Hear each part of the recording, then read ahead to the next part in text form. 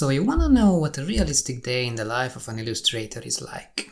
You clicked around, watched some YouTube videos, and what you have found is a bunch of people doing beautifully mundane things like brushing their teeth in the morning, looking like they have just woken up, maybe doing a little bit of yoga at home, watering their houseplants, or feeding their cat/dog. Yeah, all of that is all well and good. It makes great content, it creates a personal brand, I get all that. But I'm gonna take a leap of faith here and assume you clicked on this video because you want to know about the work of an illustrator that gets done in a day. So let me tell you all about that. Hey guys, welcome back to our channel, the #1 place for people who love design, art and all things creative. You are watching Dante and Balog's channel, my name is Laszlo and I do graphic design and illustration. In this video, I want to show you what's it like to work on a real brand illustration project. Jumping straight in. So, it's about 11:30ish in the morning and I just got off a Zoom call with a client of mine. I mentioned this in an earlier video how whenever it's up to me, I always like to schedule client meetings and calls into the morning, because that gives me the chance to move on to the creative work in the afternoon, while all the new client feedback is still very fresh in my mind. Makes sense, right? What you need to know about the project itself is that we are building a set of key branding elements for this new venture, focusing on nature, ecology, wildlife, plants, and the science behind all that cool stuff. Now, during this Zoom call, we agreed on the main brand illustration element that we need to develop further, which is going to be this nice little fox design.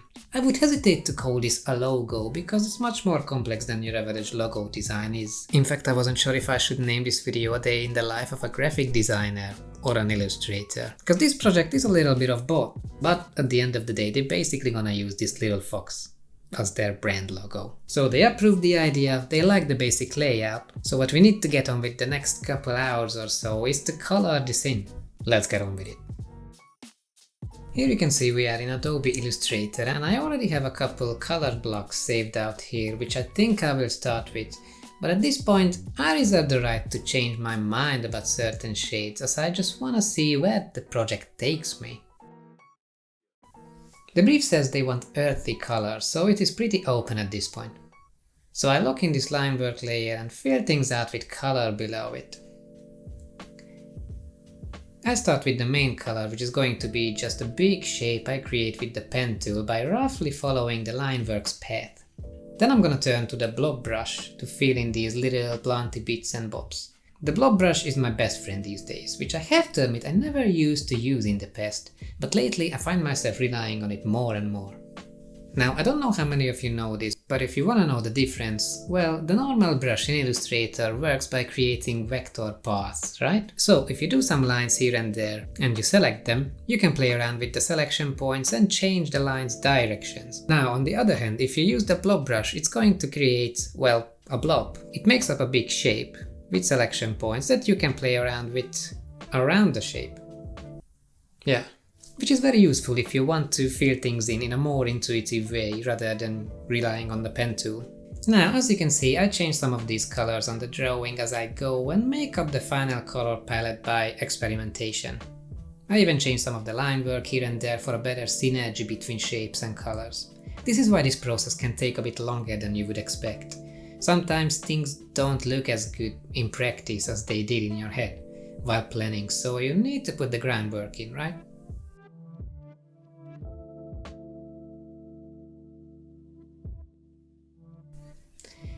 Now I want to create a highlighting effect between the edges of my color and the shape layer, just to give yet another layer of visual interest to the piece. I do this by using my blob brush again, and adding some contrasting color lines on top of my base color layers, but under the line layer. Hopefully this will make the design pop a little bit more.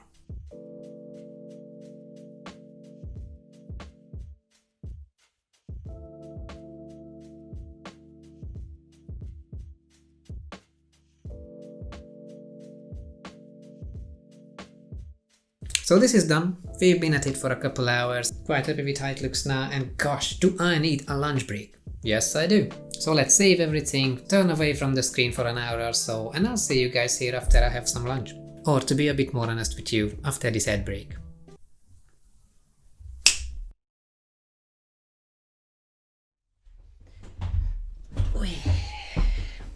You all good? Still here? Okay, let's go. Back to the goldmine. So now it's about 3 in the afternoon. We have done the creative legwork, so what I wanna get on with for the rest of the day is start building a presentation PDF about this project. In this PDF I'll showcase this new colored in Fox for the client, so they see how I came up with, the color scheme, showing some process shots, and all in all document where we are in our project in a nice, clean, professional manner. In a previous video I explained what I think is the best way to show creative work to a client, which is effectively a system I came up with, relying on 4 stages marked by 4 distinct PDF presentations, documenting the whole creative project from beginning to end. I'll link that video here if you have missed that one. Now with this current naturey foxy project we are at stage 2. I already showed them some stuff which they like, so it is the fine-tuning book that I'm going to be working on, in which my job is to further develop the stuff that they approved of in stage 1. Yeah, now this presentation is not gonna get finished today, because first of all there are a bunch of other changes that I still need to be done to some other brand elements I'm working on. But I thought still I can start working on the fine-tuning book, formatting it a little bit, and put in all these foxy bits that we have just done. Now this is how this looks in practice. First of all I always put a before shot referencing what the design work looked like the last time the client has seen it, just so they have a clear comparison. Then of course I show them what the design looks like now after all the changes they wanted me to do. Then I like to show a little design evolution so they see how I got from A to B. This is not always needed, but I find it's a very nice thing to include in a presentation, why not? And then of course I explain myself with a paragraph or 2 telling them about all the creative decisions I have come to while putting this illustration together. By the way, I'm planning to upload this PDF presentation templates onto our website, which you will be able to buy as a comprehensive digital download package in the next couple days. So if you feel like you could use some help putting case studies together for your projects, keep an eye on our website. It's coming soon. Now, as I said, there is still a lot of work which needs to be completed for this project. In the coming days I need to draw up another little animal design for these guys, which is only at its basic sketch stage at the moment. And I'm also working on some typographic designs for them, which I think I might show you guys in another upcoming video sometime in the future. Because designing logo types, playing with fonts, letters and words is a lot of fun. And if you're into graphic design you're going to enjoy that. But all of that has to wait for another day. So the fine-tuning book is shaping up and it's almost 6 o'clock. Meaning this is what I was able to squeeze into one working day. A Zoom meeting, a bit of illustration and a bit of presentation design. I would say most days I do a little bit more than this, especially if a big deadline is coming up. And of course documenting this whole process in the form of this video has slowed me down a little bit. Still, hopefully this video gives you an idea of what it's like to work as an illustrator at home in this day and age. I'm very sorry that there was no section on what do I eat in a day, or some of those very comfy sofa drawing clips. And I'm also sorry for being so damn cynical, but I genuinely do not understand how can people do serious work on an iPad Pro lying down in their sofas. I mean, I would be sure to just procrastinate a whole day away if I tried doing something like that, so actually, you know what? Kudos to you, iPad artists of the world.